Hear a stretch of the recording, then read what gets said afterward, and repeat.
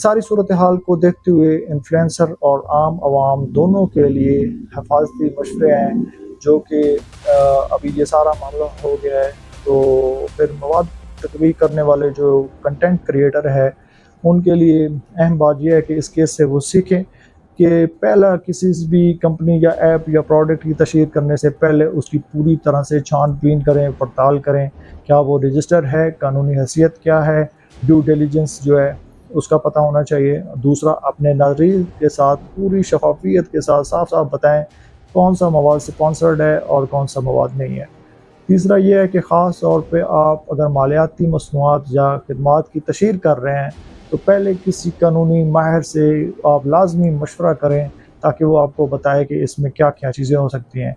और अपनी अखलाकी ज़िम्मेदारी को समझें, क्योंकि आपका असर बहुत ज़्यादा है। ये भी यकीनी बनाएँ कि आपकी सिफ़ारिशात से आपके देखने वालों को नुकसान नहीं पहुँचना चाहिए। तो ये हो गया इन्फ्लुएंसर के लिए मशवरा। आम आवाम खुद को ऐसी मशकूक जो ऐप्स हैं उनको कैसे बचा सकते हैं, उनके लिए चंद बुनियादी असूल हैं।